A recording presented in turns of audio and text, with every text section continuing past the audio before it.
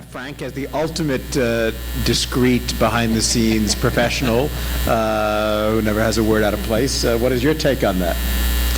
Gideon, first of all, I have to admit to being hugely flattered now by two introductions you've made of me, and I am flattered and I accept your kindness.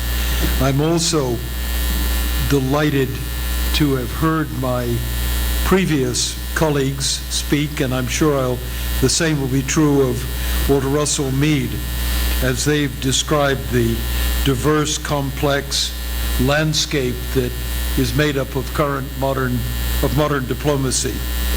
I won't for a moment try to match Ambassador Delatre's excellent description of the life of an ambassador. I felt I was sitting in your shoes as you described the challenges of academic exchanges, business problems, cultural issues. An ambassador's life is filled with extraordinary variety. There isn't a second in a man's day, woman's day, that is not filled with really seriously engaging intellectual challenges, which makes an ambassador one of the best jobs a man or woman can aspire to.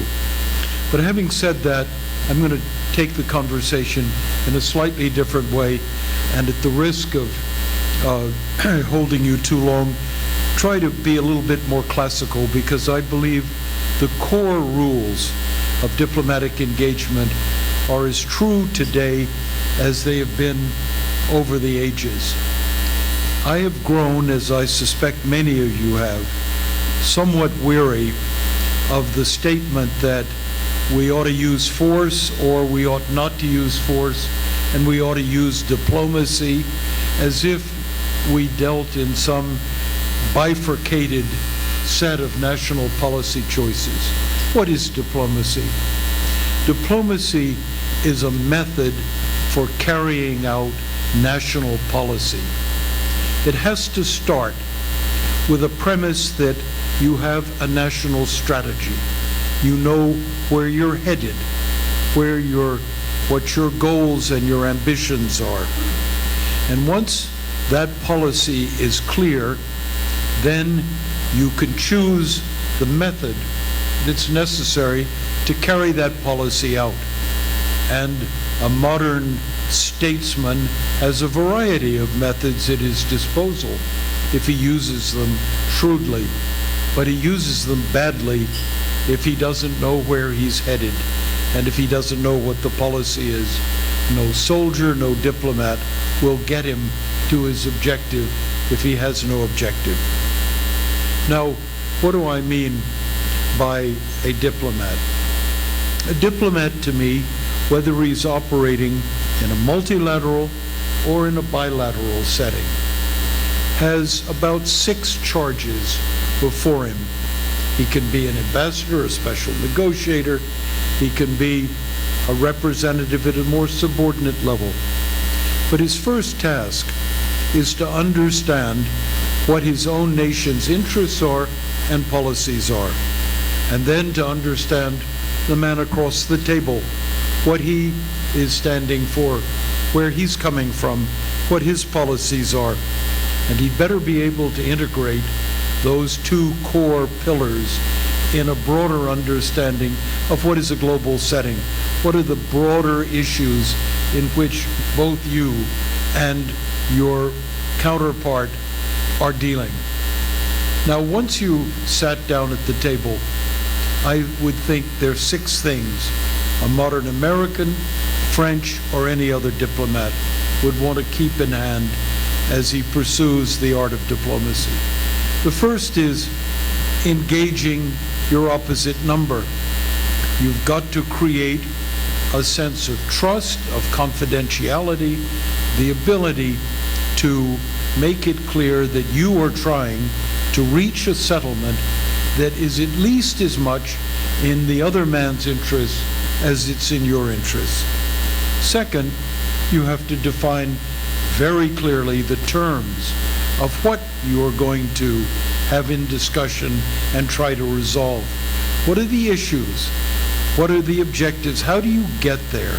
The terms become extraordinarily important.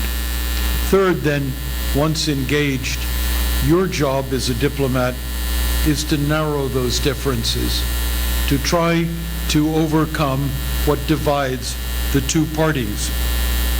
And while you're doing that, the fourth point is you begin to mobilize pressure. The pressure of conviction, of public audiences, of other moves by your government, a number of pressures that cause the man across the table to realize that he's got to find a new standing for the points of view that he represents. And finally, I would recommend that a diplomat who's successful in the practice of his trade early on figures out how to identify, accept, and sell a second best. None of us should ever go into a negotiation with a view that we'll have our own way. For if you do that, you'll not find a solution that has any durable capacity. And the final point, the sixth point, and what makes perhaps truer of a modern diplomat than diplomats of other generations, is the role that a diplomat who's espousing a policy and trying to reach agreements must be able to deal within the policy process of his own government. If he can't control his instructions, he is absolutely determined to fail. Now, all due respect to what Ken said, I believe ambassadors play a huge role.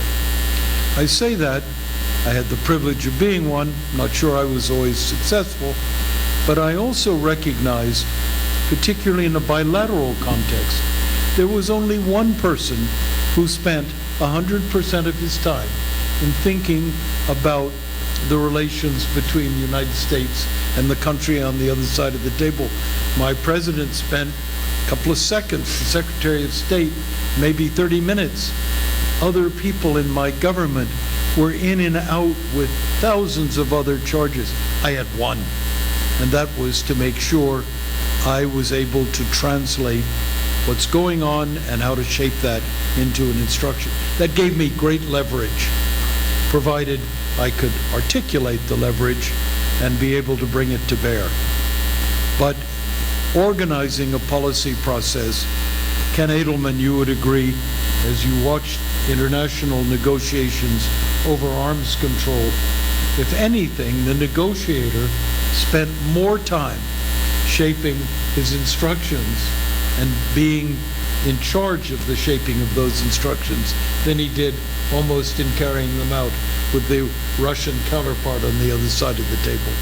So I add that as a unique feature of modern diplomacy, the intricate involvement of the diplomat and the responsibility to be able to be part of the outcome of his own policy process and therefore the instructions he carries out. Thank you, Frank.